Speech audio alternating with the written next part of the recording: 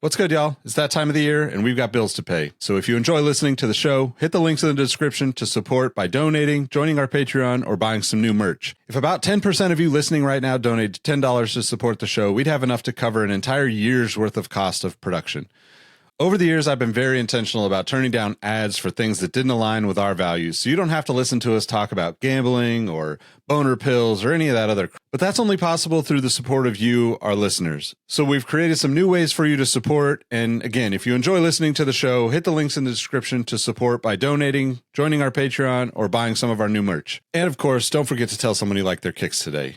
You never know how far a compliment will take you, and we all know how good it feels to be on the receiving end of some appreciation. Now let's get into today's show.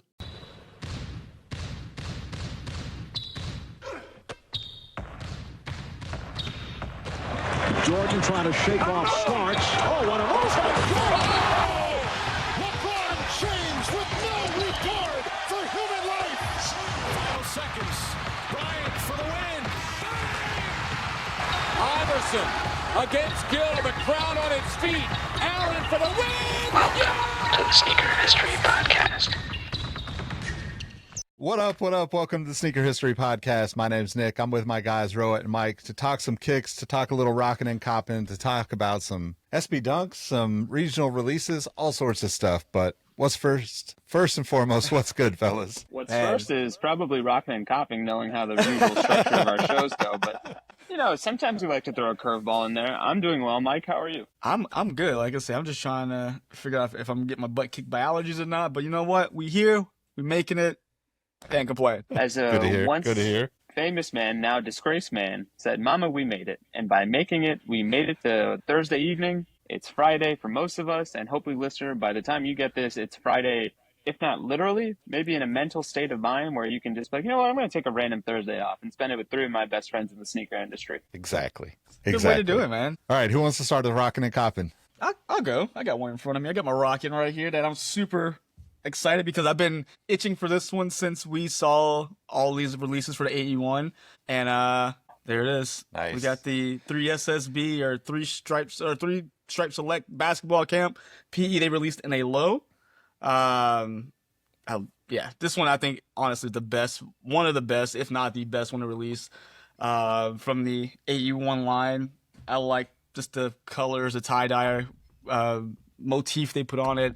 So that was the last AE1 I'm gonna buy, probably, unless I can get my hands on the Year to Dragon or Year to Snake ones. But yeah, that's my rockin' and coppin' right now. I mean, it's probably gonna be the same for a lot of people out there, but if I can get my hands on the What the Kobe, I would not be upset. Yeah, I would agree with that. Son of What you guys got?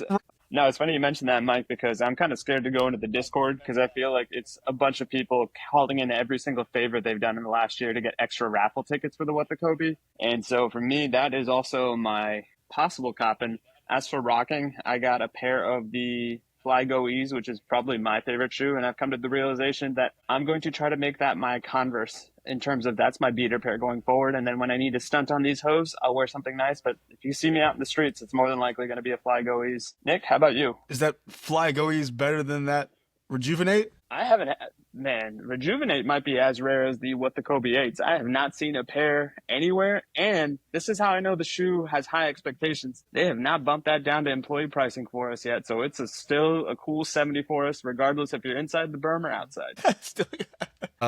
Yeah, so rockin' for me has been the New Balance 998, kind of old pair from years back. Nice. Coppin', yeah, I mean, What the Kobe's, man, like that's like one of those elusive shoes from the past that, of course, it would be nice to get a pair. So, not saying that I'm in any position to, but no, Nick. Remember what we did with the bread one? I'm in the same boat. What did we do with the bread one? Yeah, We manifested that for you. We're gonna try to manifest the What the Kobe's for at least 3 out of the 4. And I don't mind being the lone representative if I still get to pay full retail as opposed to resale prices. Look, man, I'll take a friendly pair delivered to the door. I mean, because right now I probably shouldn't be buying any sneakers, but we all have those like, ooh, I want it. Yep. All right, so regional releases. The Kobe 8 Dodgers colorway, right? Releasing down in LA at Undefeated, supposedly, right? So Kobe 6, sorry. Yeah. What do we think about that? I mean, I can't like the Dodgers. If you just didn't know. You don't got to say that for me. But, it's one of those, like, I entered for Robbie. I didn't get him, so sorry, Robbie. I'm sure he figured it out already. But it's cool. I like how they did it. I mean, it's clearly Dodgers are a very polarizing team. It's not it's very regional. I mean, I'm sure you have your fans sprinkled across the states, but very regionalized, and it makes sense for them to release it what they did.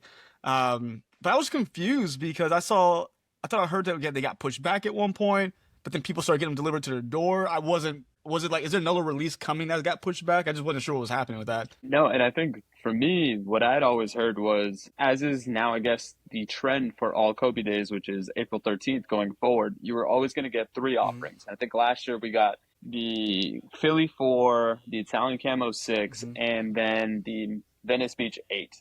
Venice. And this year, Yep. And this year, I believe the proposed lineup, now granted, everything I've ever seen in terms of proposed lineups always came through the magic social media network that is Instagram. I never saw anything official, so maybe the joke's on all of us for believing Instagram, but that's a topic for another day. But the rumored lineup for this year was almost What The themed, because you had obviously the What The Kobe 8s, the aforementioned Dodger Blue 6s, and then I believe the third shoe, which is really interesting to me because I don't know if just because Nike continues to retro the original high top version of the 9s, trying to make it a thing is going to make it a thing. I don't think it is, but I believe the What The Kobe 9 was the third offering. And I guess if I had to rank it, I would almost say that because I have no baseball allegiance, unlike my 2 co-hosts, I was equally salivating for the Kobe 6 Dodger Blue as I was the What The Kobe 8s. Now, granted, I am a baseball agnostic, and not only that, fun fact, and I guess disclosure, Chelsea FC, my favorite soccer team, their owner is also one Todd Boehly of the Los Angeles Dodgers. So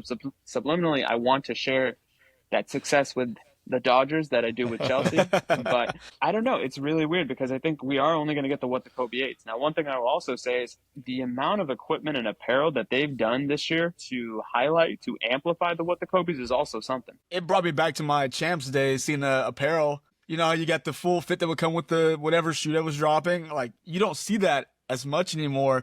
They have the shorts, the shirts. I'm like, man, I mean, I don't think I can successfully pull it off, so I would just take the shoes and wear a very neutral outfit, but I respect the game for anybody putting that whole outfit on. I just like the fact that everything is reversible now because, I mean, what's the old adage about snakes, right? They have a second skin, and it's one of those things, the more we kind of look into it, I feel like everything going forward from the Kobe perspective has to be reversible. And if nothing else, you could make the reversible one side be the 8 and the other side be the 24. So there's layers to the marketing genius. That is my apparel plan. Someone paid a man. He has ideas. Yeah, seriously. I mean, yeah, I was surprised to see all the extra stuff too. Like, it just seems like I don't know. I mean, it's a whole other can of worms, but I don't know if people are spending that kind of money on anything right now. So like that could be something that was planned prior to, kind of the last 6 months or whatever it's been, that it could be a heavy lift for the brands to sell through a lot of this stuff. But I think that's also kind of the interesting part about like regional releases and how potentially, like, if that trend of regional releases kind of spreads into other products and other thought process, don't want to go too far down the tariff rabbit hole because we all know these tariffs are basically BS anyway. And does it sound like a push? Where's our board? Yeah. and really out there, they're just happening so that people will cave and just kind of go back on their morals essentially. But even if they do go into place fully, or if they are in place fully, it's probably going to be something that's forced upon all these big companies to think about, to talk about, to decide, hey, how do we address this? Can we, like Kobe is obviously popular in other countries. Yeah. So can we produce in countries that, like the consistency is always difficult. And I know that like big brands don't want to, that's why they don't shift their production from country to country. But it's an interesting kind of side topic to all of this is like, are we like, is sneakers set up to be, I don't want to say ahead of the curve, but like maybe a little bit in the right direction because we've kind of been in this like regionalized programming for the last year or so, give or take. Yeah. I mean, I think not only that, Mike, and I'd love to get your take on this from the perspective of, okay, this current What the Kobe release that's coming on Sunday, like there was no way that even if they wanted to pull the curtain back on, let's say the basketball shorts, the jersey, or the aforementioned $100 basketball, I think it's that bird has flown too far from the nest to kind of rein it back in. But it will be very interesting to see what, let's say, next year's Kobe Day lineups look like, because I think they have to now think about that, because previously 2 years from now, or 2 years ago, I don't think they had this in mind as they were kind of rolling out the plan for it. But going back to the regional plan that Nick also talked about, we're seeing it from also, I wouldn't necessarily say this as a diss to the Asia one, but the Asia one is, I wouldn't even say that well publicized of a debut sneaker. I mean, we all know it's coming. We all have high hopes for it. But the fact that they have done a 3-stop rollout in regionalized locations before the Grand National on May 6th is interesting. And I think, listeners, if you're not paying attention, we got a rollout in Tampa. We got a rollout the next weekend or the next day in South Carolina, where Asia Wilson went to school. And then I believe the third day was Las Vegas, where she currently resides and plies her trade with the Las Vegas Aces, which I always thought that should be a more, maybe this is me being sexist, I thought the Queens might have been better, but anyway, that's a topic for another day. I think if nothing else, they've kind of learned from the fact that we, as a podcast, always cite the infamous Devin Booker Book 1 launch, where we all really like that orange pair, but then lo and behold, it only dropped during Art Basel in Miami, which at that moment, I don't think, and maybe there's a basketball fan who can correct me, I don't think there's any connection that I can think of with Devin Booker and Miami explicitly. So that really didn't make any sense. No, there wasn't a connection. It was just a place where Nike would like to do their activations every year. And they saw they have success with really rare options and really, again, regionalized options. So they took advantage of that moment like they've done with other shoes. And just the wrong shoe, I think, for that one. But, talking about the regionalization of these drops, but also talking about being able to read the room in a sense of what could possibly happen with the tariffs in place if they do hold or whatever happens. I think that kind of answered our question earlier, Ro, when we talked about, hey, it typically is 3 sneakers. We typically get 3 Kobe's. But now, hey, you know what? We got to adjust for, hey, typically we're 12 to 18 months out, but when did that clock start and stop? Like, how far out are they? So to spread these Kobe releases and not have to get hit with this, huge price tag, or maybe they may have to move everything to all production to Vietnam or Indonesia if they've caved on whatever's going on instead of, move out of China, whatever it may be.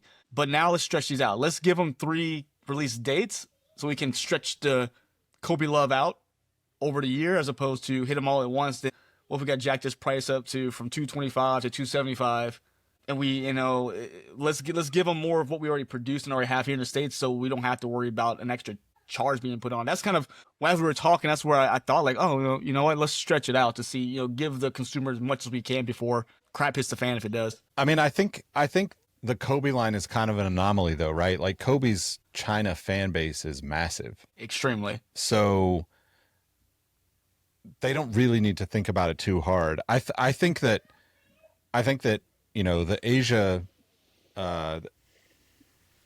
release, like spreading out the Asia releases like probably the best release I can think of in the last, at least for a signature shoe. I mean, coming off of, I guess we're a couple years off. They won in 22, 23. She was MVP in 23, right? So like, I think she was MVP last year, wasn't she? Because did she three-peat? Or did she three? She has 3 MVPs, right? I can't remember the year. I thought it was last year. Was it last year? I can't remember. We can fact I believe check it was that. last year. Keep going. We'll look it up. Yep. So last year was the 3rd year then. 24 is the 3rd year. But like going back to the Devin Booker thing, like Devin Booker is just not playing up to anybody's expectations, anybody's standard. The whole team has been suffering. Like, I thought the Chevy, obviously being a car person and having a show called Cars and Kicks, like that's a cool shoe release connection, sort of. Definitely. But it's also kind of like tired and forced, like I just don't know if there's a connection there between like, Devin Booker and like old school Chevy kind of fans. And maybe I'm wrong, but the rollout of everything about the Book 1 and all that stuff, it's been, I will say it's been on par with like what the shoe, with the wow factor of the shoe. It's kind of just been like a 6, it doesn't get you excited. It does, it's not a bad looking shoe, but how many people that want to wear an Air Force One are like, I'm going to buy a book one instead. It's just there's not a lot of crossover there. And he's not a big enough star on or off the court in order to get people excited.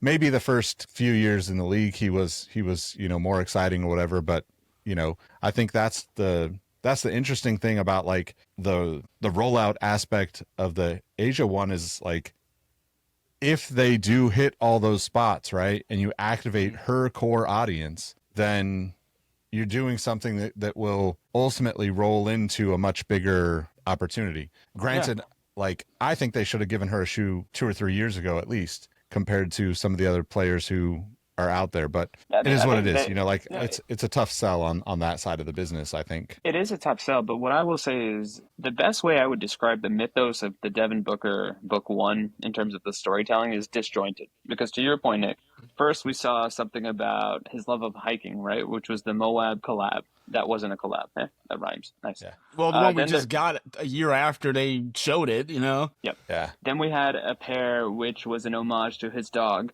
Haven, if I remember correctly. Correct. Yeah. So he's a hiker that likes to go he's a dog fan that likes to go on hikes. Then it came with the Forrest Gump collab, which, to my knowledge, there isn't any sort of connection to Devin Booker and Forrest Gump other than the fact that the shoe itself lends itself very aesthetically to the initial Cortez that it's seeking inspiration from. So everything just seems like that old adage of pasta where it's like you're just throwing stuff to see what sticks on the wall and then just doubling down on it. Now, that being said, it's interesting because I do think Nike basketball, when that second dawn appears, it's going to be around the fact that it's going to be a female-led revolution from a basketball perspective. Because my big prediction is we're looking at it from the perspective of from a storytelling and from a customer resonance perspective. The Sabrina one is probably the best shoe Nike has right now. With all due respect to LeBron, KD, whoever else has something like that, it always seems that the Sabrina one, which is, depending on who you ask, either a tasteful representation of the Kobe aesthetic and ideal or a blatant copy. And there's a reason why that type of shoe works. Now, I will be very interested to see because I could make the comparison that if we are comparing the Sabrina one to the Kobe, I would feel that the Asia one seemingly borrows most from the KD line. But what do you guys think? Just quick thought on that. Yeah, that's a good. I mean, I clearly haven't seen none of us seen the Asia in hand, but I can see where you're coming from. Your thought process on how they kind of play off of each other. It's just, I think the Asia's doing a good job. Just again, a kind of a slow burn. They're not going to burn us out really quickly like they did with the Booker, because the Booker was first, I can't get the 1-on-1, and you're going to flood me with these very mediocre colorways, and they're just giving the quote unquote good stuff now. And this shoe has to be at the end of his life cycle. We haven't heard anything about a book 2, and Asia on the flip side gave it to her core fans. You got Bam Adebayo wearing them on the NBA floor, so you have the proper exposure. Yeah, there you go, Mike. You dropped for a sec. Yeah. Oh, sorry. So you're getting the proper exposure, and you actually have a release date for the pair everybody's talking about, that pink pair, which everyone's like, "Ooh, I want that one," and I've heard great things about it being enhanced. They have completely course corrected from the mistakes they made with the book one, I think. And not only that. Oh, go ahead, Nick. So I think the opposite. I don't think that shoe looks anything like a KD. I think that shoe looks way more like Nike women's basketball history than anything on the modern side of things. Because like a lot of people said, it looked more like an Adidas aesthetic, right? Like a little more flowing, a little bit faster, a little bit smoother. And that's absolutely right. But that doesn't mean it looks like an Adidas shoe. It means that if you go back and look at like the Cheryl Swoops shoe, the Dawn Staley shoe, the shoes from like 98 to like 2002, the women's basketball shoes from that like era, like they're calling it the A1, right? The A1. Yeah, A1 looks like it's an evolution, a continuation of Nike basketball, Nike women's basketball, in my opinion. And I don't know if that's what the team was thinking when they brought that back, but there's not a whole lot of people outside of like die-hard sneaker people that would even feel that connection. So it's not something they necessarily would even want to market, because like even doing it the way that they're doing it, it's like, this is a new shoe. It feels new. It doesn't feel, like the Sabrina felt Kobe-ish. And like, if we're being honest, any low-ish top basketball shoe that looks fast is going to feel Kobe-ish at this point, right? That's all of them. Yeah, that's every shoe they come out with at this point is all like got this Kobe feel like. Yeah, but that's like I think that's more of a subconscious thing for all of us that are sitting here looking at Kobe shoes day in and day out. And it's like, how far can you go without, throwing a backward swoosh on it, without throwing some sort of foam posit material, without going super crazy in one direction. Yeah. And then you alienate the fan base of these athletes, which is exactly what you don't want to do when you're trying to elevate the women's game, with the product. So I don't know. I think it's kind of interesting, and I'll be curious to see how it all plays out.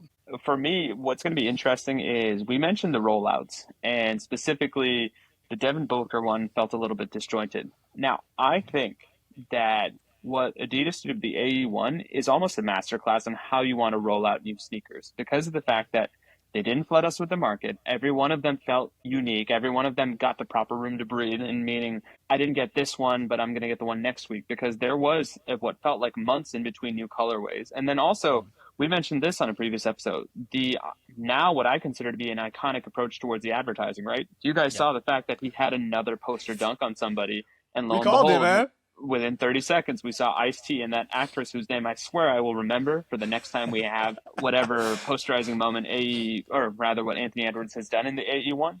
But that is very cool. And if these brands are being honest with themselves, that less is more ideal or aesthetic is going to be what they should follow, especially with the debut colorway. Like, I could kind of understand why you're going to flood the market once you have an established presence like a Kobe or a LeBron or a KD, even to a lesser degree. But this is where we jokingly or colloquially referred to that early part of the teens as the Three Kings era between Kobe, KD, and LeBron. I think we're about to enter the Three Queens era, where it's going to be Caitlin, it's going to be Asia, and it's going to be Sabrina. And the thing is, they now have a playbook that they can kind of run things back again and drum up a brand new generation of fans that doesn't necessarily look like the previous generation of fans, but is going to have that same investment into these players. And I think that's where the dawn is now going to start for Nike basketball again. I heard someone talking the other day. It was through a sports clip on, I think it was Instagram or TikTok. I can't remember.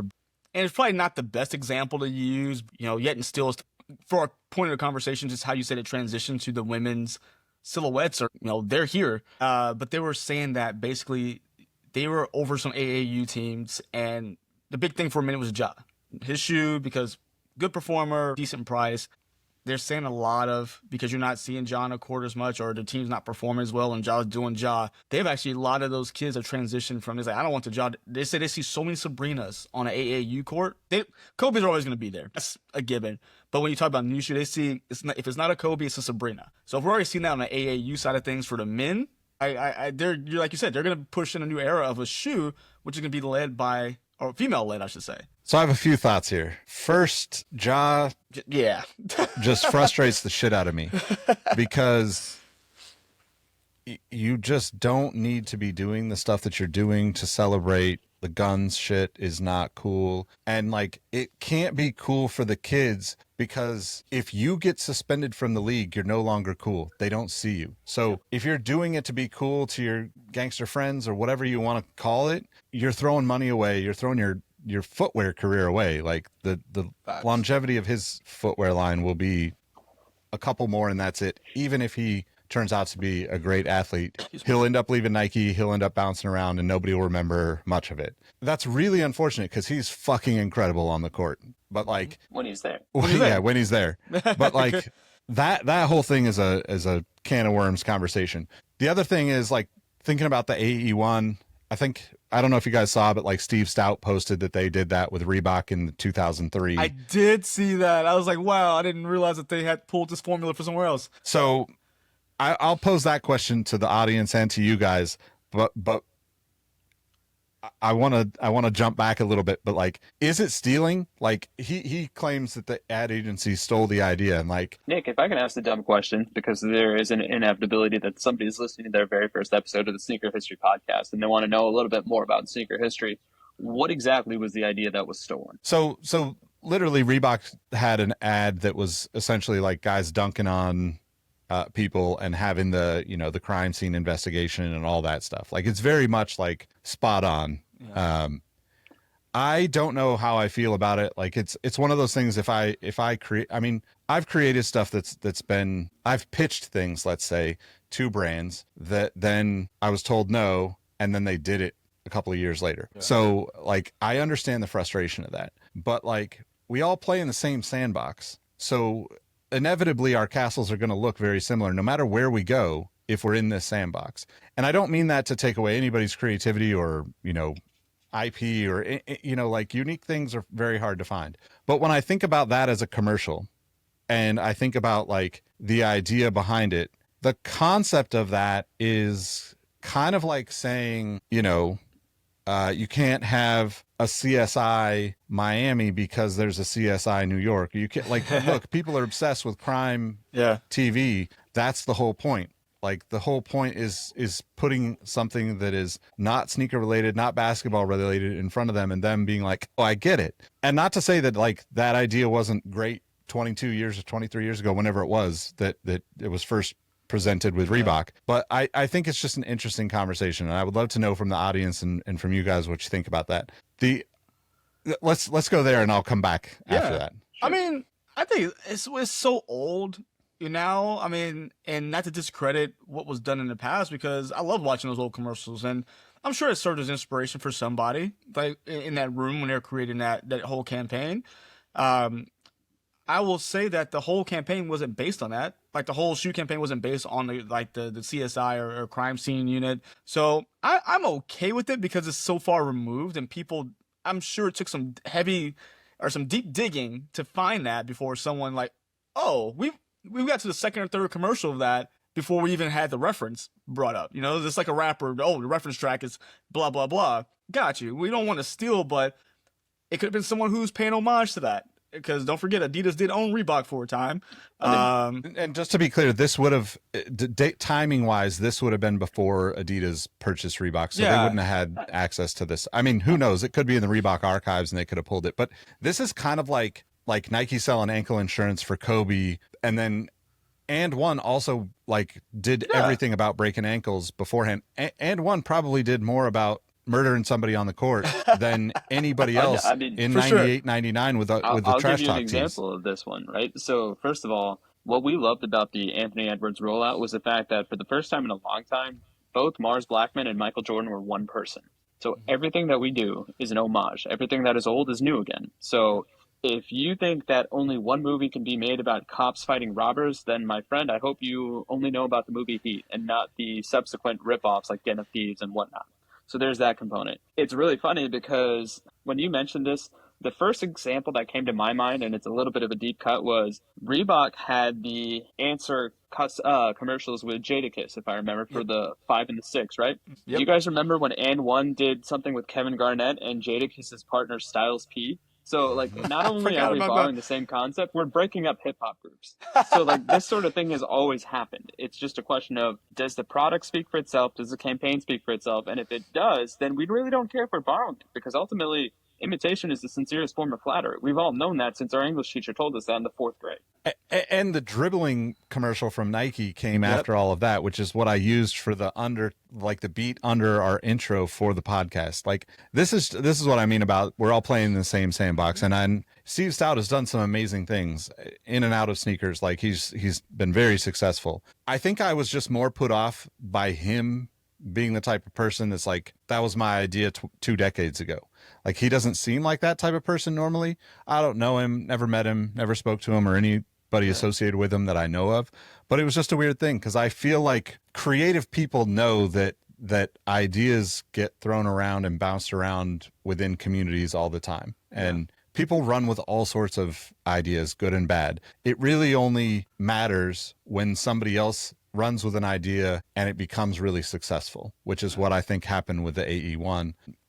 I guess I'll transition away from that, but like ask a question because I've been thinking about this a lot recently, and I'm probably going to write something about this so I can get the newsletter going again.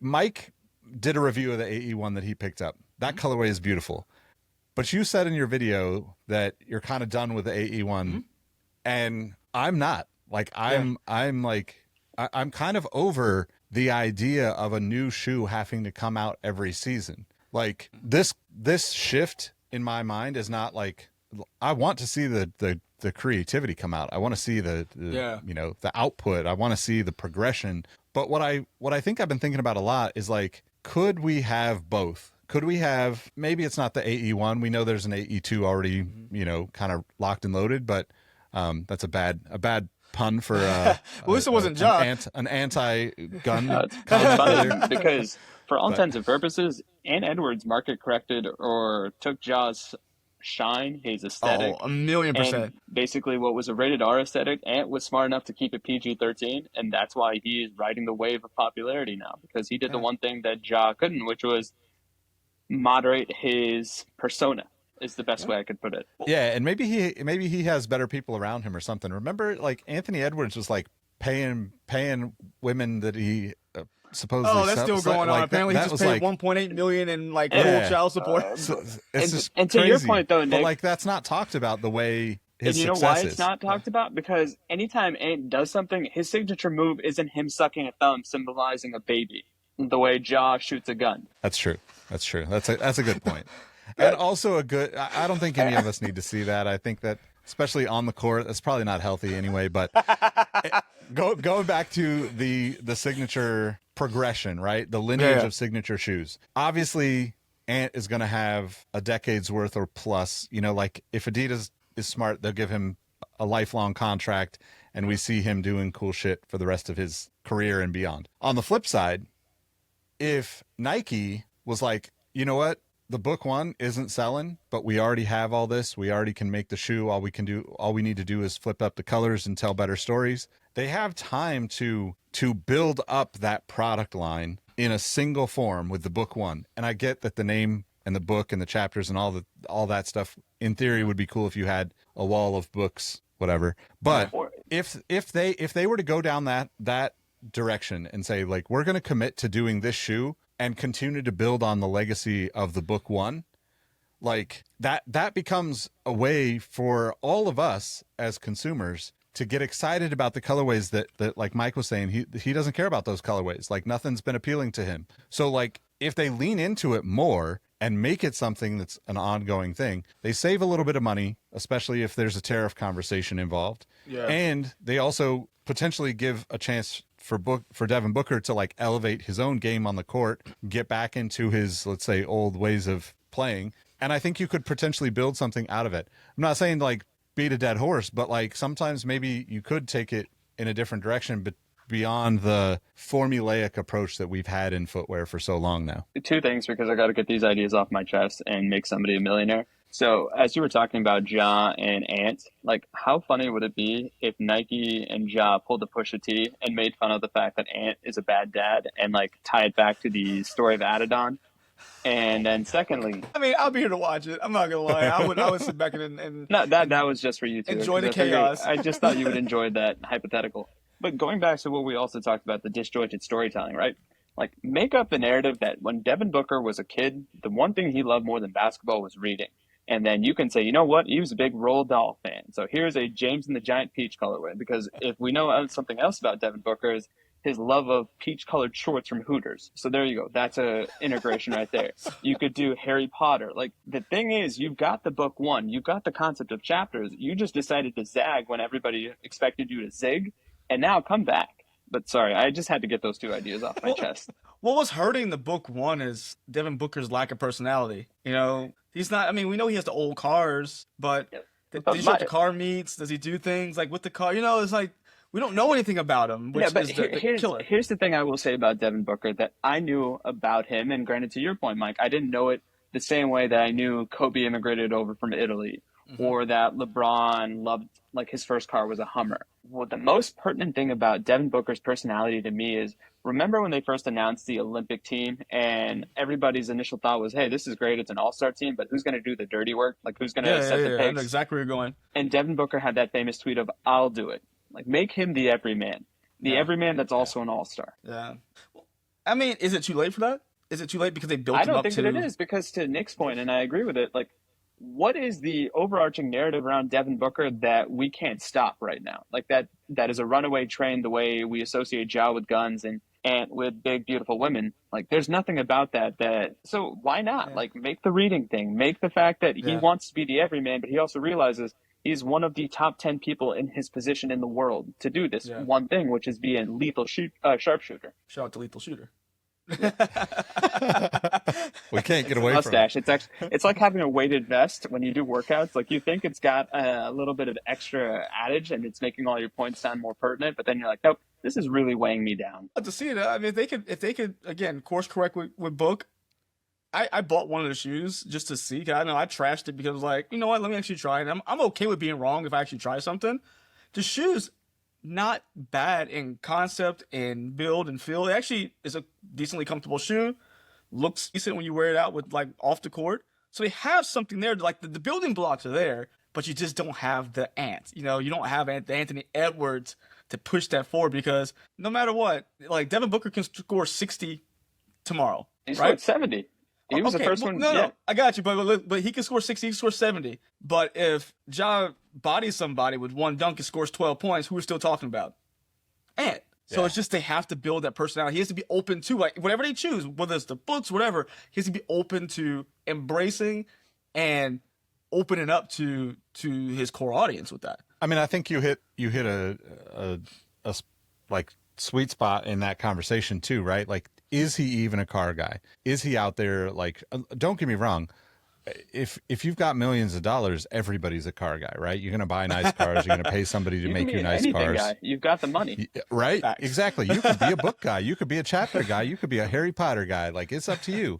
You could but be like, Harry Potter at that point. I don't mean to like take away from him because I don't know him or anything other than just what you see online. And like, he seems like he has a very cool persona. And I almost wonder if he's too cool for his own good in a lot of ways. Like, if you're not, you know, like we've had this conversation on the Exhaust Notes podcast about Formula One drivers, right? And it's like, I look at athletes and think, hey, if you want this to be your career, you need to figure out how to be more than just an athlete. You have to figure out how to be successful in social settings, in the social media world, online, whatever it is. Like, it doesn't mean that you have to go do the things you don't want to do, but you got to do things that prove your humanity behind the scenes, right? Like posing for cool pictures. If you're a good looking dude or a good looking girl or good looking they, them, it doesn't really matter. Like, everybody can do that. Like like anybody can have a great photographer, make them look cool in a photo and then try to sell a product. But like, we're beyond that time. If you want to be, unless you're Max Verstappen and you can completely dominate a sport for years in a row, then you're not going to be able to like maximize your potential until you embrace that side of things. But even then, in Max Verstappen's case, Nick, I would say this: his dominance of the sport becomes his defining personality trait. So even if he wanted to do anything else, good or bad, and let's just say he's been on the wrong side of the ledger socially more often than not, people still give him that pass because of the fact that he is that dominant of a driver. The other thing is, I've kind of come around to this theory that I think this generation, and by generation I mean the under 30 crowd, I think to a person inherently a little bit more reserved than our generation was because of the fact that they're the very first group of people that have lived their entire lives under social media. And so they've had to be a little bit more reserved because of the fact that they have the very real possibility of everything that they could possibly say, do, or act or think could be used against them in the court of public law. I 100% agree with that. However, my pushback would be, didn't Devin Booker date like a Kardashian or something? When he was he's used to this already.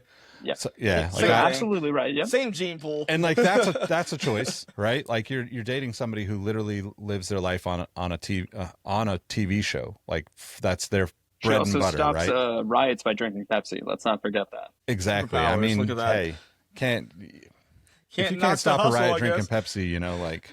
That's why I'm a Coca-Cola guy. But I think with Devin Booker and like that, like I think just sneakers in general, we're very much habitual in the way that we create, in the way that we process, in the way that we run timing on things, in the way that we market things. Like all of this conversation, I just think about like how far outside of the norm can we get? How far, like when are we going to do things that are like actually pushing the envelope a little bit? You know, when Jordans fell. That's when Jordans fell, and I don't mean to say that like in a negative way, but that's where the formula started with the 1, 2, 3 for that every year we got something. And when that shoe fails, that's when they're going to stop doing that same formulaic way of, okay, I guess we got another But I one would next argue year. that shoe has failed for sales wise. That shoe has not been a commercial success for a very long time compared to the Jordan wearing them years, right? Yeah. Like up until the 17, I don't think anything after the 17, even the 23, which, I bought the 20s, almost all the 20s on sale. I love that shoe, and I bought them almost all on a discount, and they were crazy expensive even at a discount. They were, back then it was like I was paying like 120 or 140 for them. Yeah. And the 23 was like, okay, this could be the end. Time to celebrate, time to do something really nice.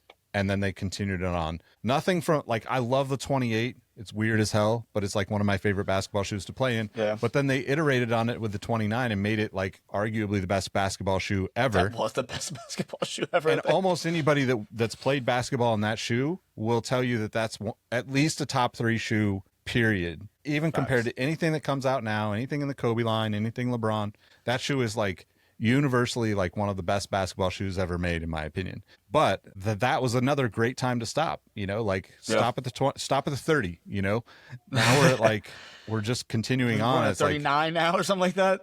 And I get that you're trying to pull the nostalgic side of it into the future and into the present. But ultimately I just wonder, like, on a footwear industry sustainability question, do we need every person to continue on their signature shoe line as long as we have, or can we rethink the way this works? Because if I'm really into a player and really into his first shoe, her first shoe, then I might just stick with that, and I might just like throw it on my Adidas, throw it on Nike by You.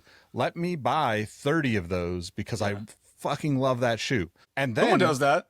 I'm a super fan of that person. So if I have that ability to go down that rabbit hole, then it's like, well, I'm committed. I mean, you guys know, like D Rose, I probably have 100 pairs of D Rose shoes. Like, I absolutely love the first 3-4 shoes that they did. And then like, it kind of fell off, but I was still supporting because it was D Rose. And I'm like, man, this guy's going to come back from this injury and be, greatest of all time point guard. And, unfortunately it didn't work out that way, but I still think that like the legacy of his footwear with Adidas is going to be an interesting thing for them to revisit, like the way that they do the Kobe stuff on the Adidas side. Puma does that with the MBO1. Oh, they produce new ones, but they still they never stopped producing the MBO1. But do you think that's almost a detriment now because there's that oversaturation of it? Because that's the one thing I always hear about Pumas is A, it's for kids, and B, there's too many of them. The detriment is the colorways they put out, because the colorways are for literally my 11-year-old son.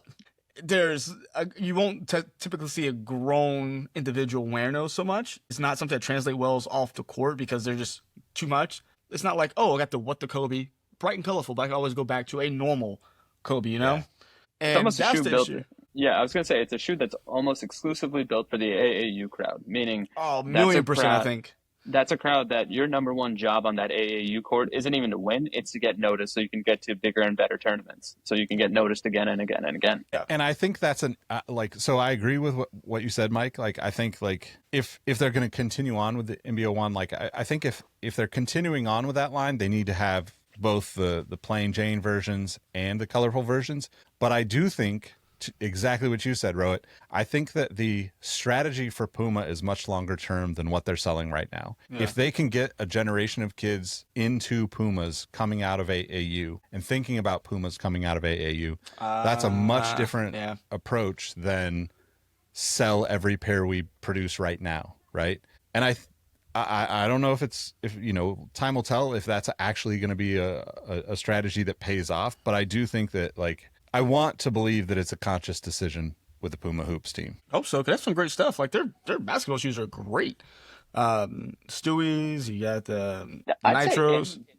In general, basketball performance is kind of at a very quiet reawakening where every brand is killing it on some aspect, shape, or form. It's just the fact that we don't have those headline stars that move numbers the way Kobe, LeBron, and KD did in their prime and in their pomp circumstance.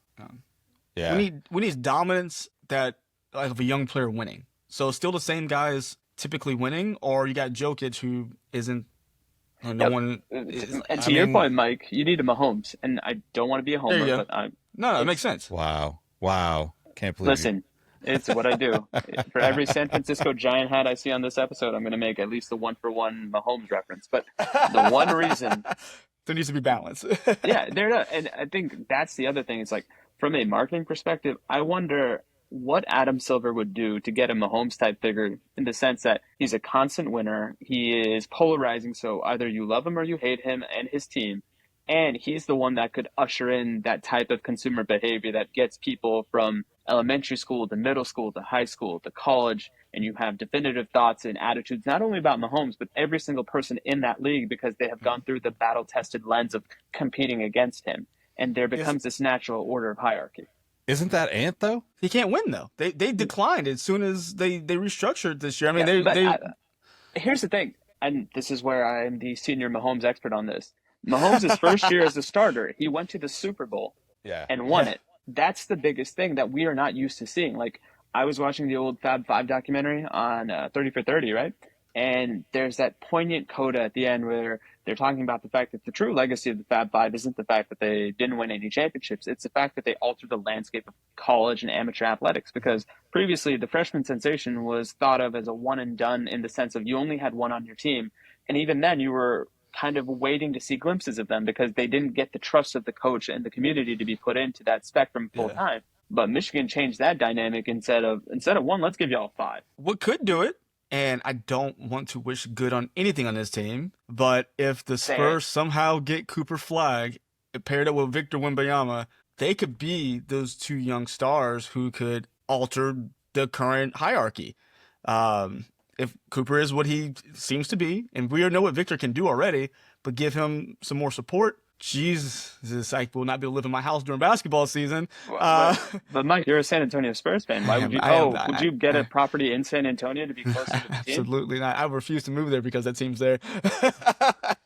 But I mean, like that's an interesting idea. But like, as a basketball fan, are you going to see those two play versus LeBron and Luka? Going to see, I hate the Lakers. And I'm going to see LeBron and Luka play. Oh, for sure. But these guys are getting older now. Like, we got LeBron maybe 2 more years before Victor, like, even I know the Spurs are not winning, Mike. God, like, good.